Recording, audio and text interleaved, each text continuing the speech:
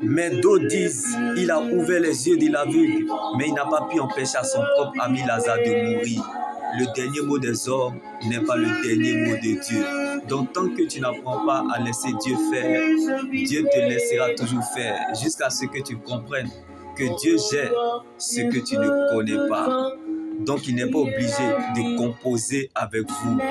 C'est pour cela Dieu te laissera toujours gérer ce que tu connais. C'est ce qui a trahi Lazare, était rempli d'amertume et de frustration. Parce que malgré sa vie de sanctification et d'obéissance à Dieu, lorsqu'il est tombé malade et il a demandé la guérison, Jésus n'est pas venu parce qu'il ne nous a pas promis une vie de facilité, mais il nous a donné sa présence. Comme l'histoire de Lazare, malgré sa bonne foi, Lazare a crevé d'une simple maladie jusqu'à la tombe et il est mort. C'est en perdant une bataille qu'on trouve une nouvelle façon de gagner le combat.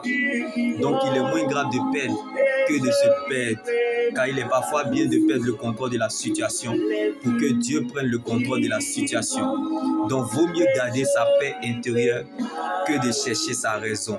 Aimer Dieu sans raison apporte à la raison ce qui est inaccessible. Alors ne sois pas étonné que les hommes te négligent comme ils ont jeté le cadavre de Lazare parce que Jésus n'était pas là, mais parce qu'ils avaient des tours de vision. Je vais m'adresser à tous ceux qui souffrent injustement en silence, parce que des gens les ont pris pour des déchets, alors qu'ils n'étaient que des biens en mauvais état. Comme Jésus n'a pas fui la mauvaise odeur du cadavre de Lazare, ton péché ne peut pas limiter Dieu, car Dieu n'est pas limité par ta situation, et ta situation ne peut pas diminuer Dieu.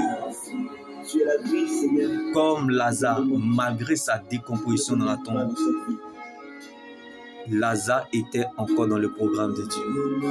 Donc ton vrai problème, c'est que tu es dans le plan de Dieu. Tu crois être oublié, alors que Dieu prépare ta réponse. Observe et ne dis rien, car un mort ne réagit pas. Alors, attache-toi à ce que tu crois. Comme la voix de Jésus a ressuscité Lazare. La foi, c'est voir ce que les yeux n'ont pas encore vu. Comme l'éclat de Lazare dans la tombe dépendait de la présence de Jésus et la résurrection et la vie. Donc, ce que tes yeux n'ont pas encore vu, Dieu l'a déjà prévu, comme Jésus avait prévu la résurrection de Lazare. N'abandonne pas et ne quitte pas le processus. Tu verras dans le temps que Dieu veille sur ses promesses et agit avec sagesse, comme la résurrection de Lazare. Ce que Dieu vous a promis est pour vous et cela vous atteindra. Même si tu ne veux plus croire, le ciel croira à ta place, car Dieu ne t'a pas emmené si loin pour t'abandonner. Comme la mort a fermé la porte à Lazare, mais Jésus avait prévu sa résurrection et la vie. Quand Dieu te prive d'une chose, c'est pour t'exposer à une vision nouvelle.